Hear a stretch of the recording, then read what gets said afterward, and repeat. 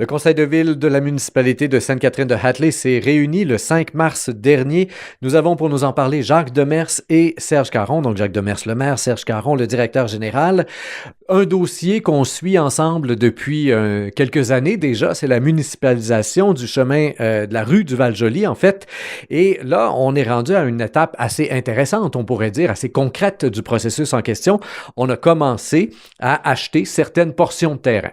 Oui, exactement. Là, on est vraiment dans l'acquisition terrain. C'est un dossier qui avance rondement. Ça fait longtemps qu'on voulait être à cette étape-là. Puis les processus est parti, même pour ceux où il n'y aurait pas d'entente, on avance. Il va peut-être avoir des endroits qu'on devra passer à un autre niveau, mais présentement, on essaye de régler avec le plus de gens possible. Monsieur Caron, vous me disiez avant l'entrevue que la valeur là, de ce qu'on a acheté pour 1, 2, 3, 4, 5, 6, 7 terrains, 7 bouts de terrain jusqu'à maintenant, ça varie entre 200 et 5 000 $. Donc, une bonne différence entre les deux. Outre la grandeur du terrain, là, il y a d'autres aspects aussi qui viennent influencer le prix que vous allez donner pour une parcelle de terrain. Oh, ben oui, les facteurs sont des facteurs surtout de situation.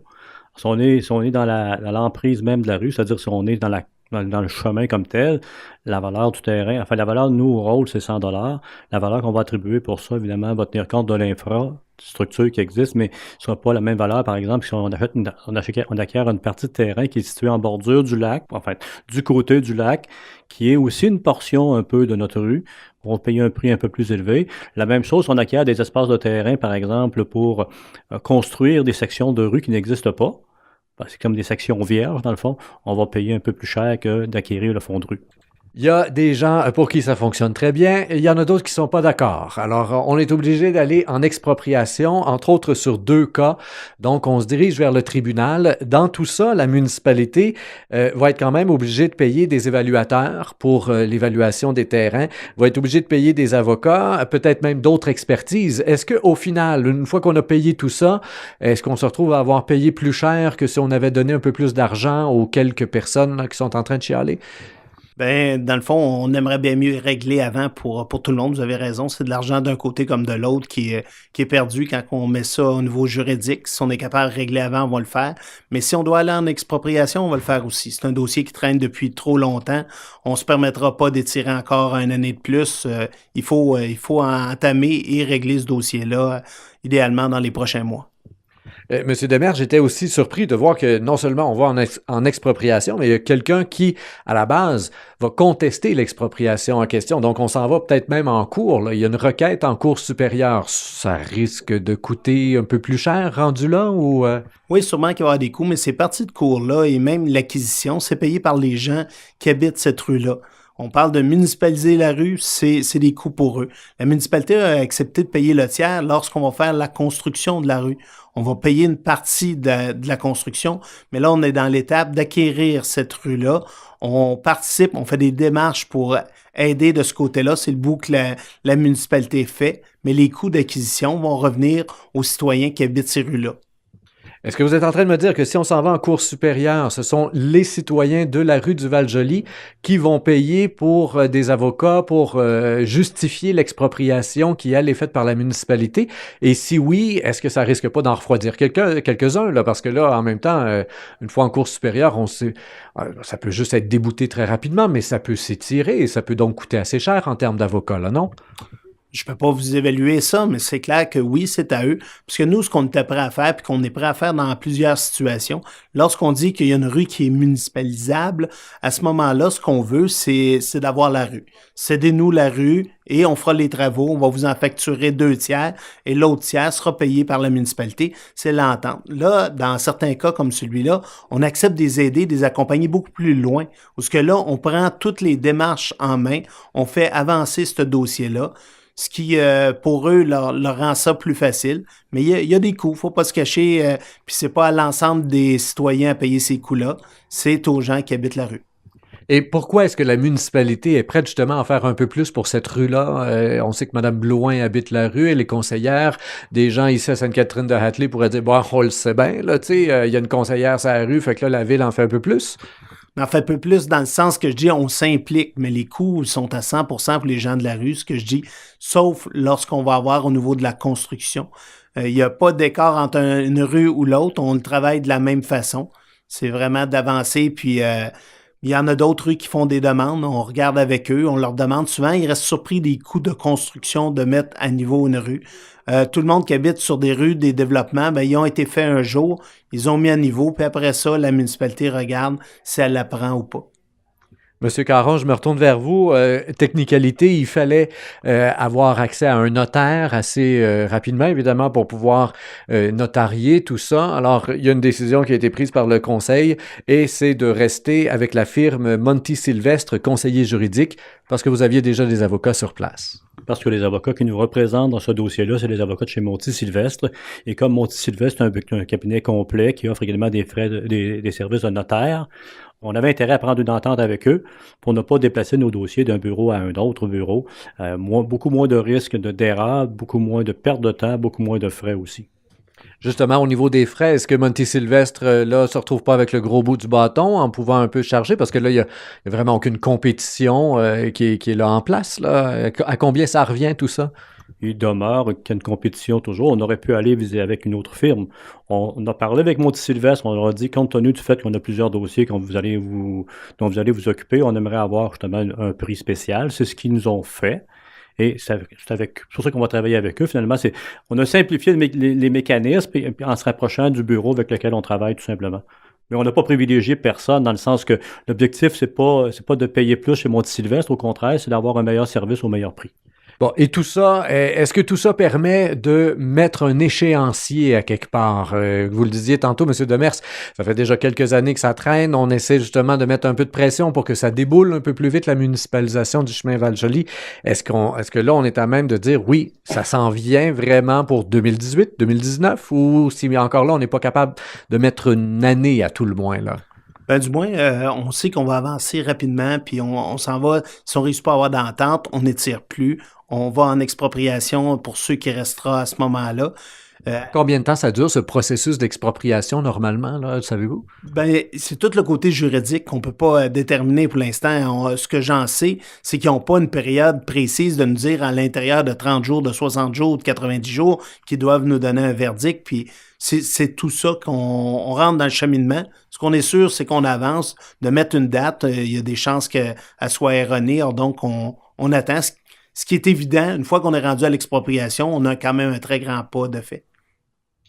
Alors, c'est un dossier qui est à suivre. Peut-être que de mois en mois, à compter de maintenant, vous pourrez voir apparaître sur l'ordre du jour justement des sections, des secteurs, des bouts de rue là, pour lesquels on aura réalisé l'acquisition. On pourra faire le suivi pour vous, évidemment, chers auditeurs. On va maintenant continuer dans d'autres sujets. L'île du Marais, de plus en plus populaire, les réaménagements ont été efficaces et là, on demande une subvention pour pouvoir agrandir le stationnement.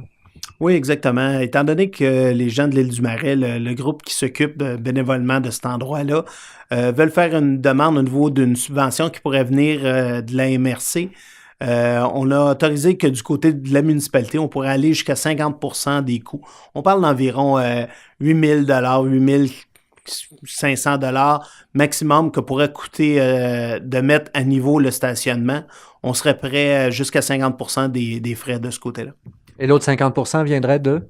S'ils réussissent à avoir au niveau de la MRC, ça leur permettrait de ne pas avoir de coût direct à eux. Sinon, ça sera l'île du Marais qui aura à débourser l'autre section. Est-ce que, vous le disiez, ce sont des bénévoles qui s'en occupent, des gens qui font ça avec cœur et tout ça. Est-ce qu'à un certain moment, on régule aussi la quantité de visiteurs qu'il y a sur l'île du Marais, puisque j'imagine qu'il y a là une certaine faune qu'il faut aussi préserver?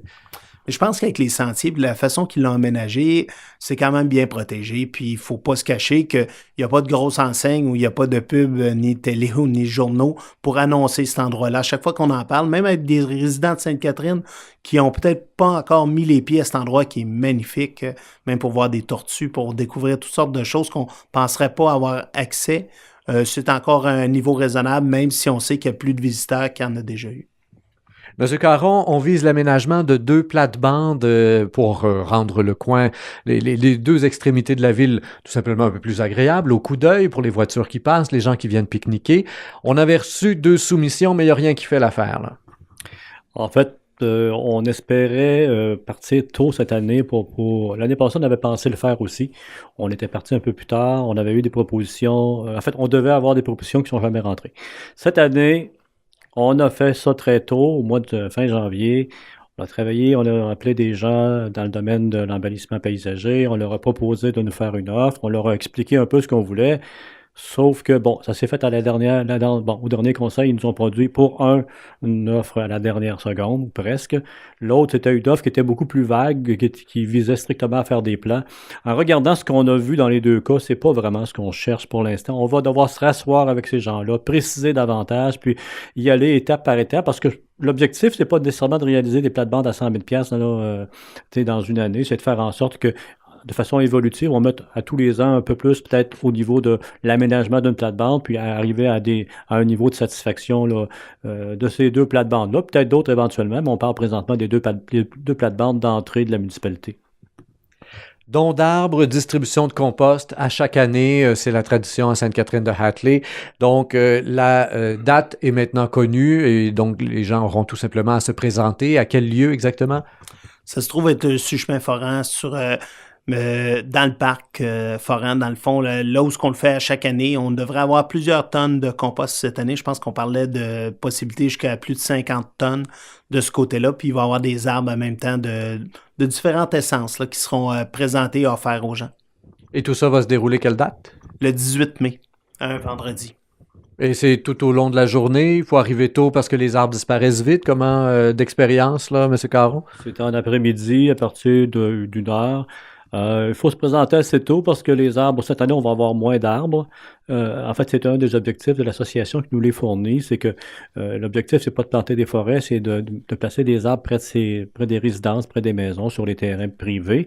Donc, on va se limiter à 3 arbres par personne qui vont venir nous rencontrer.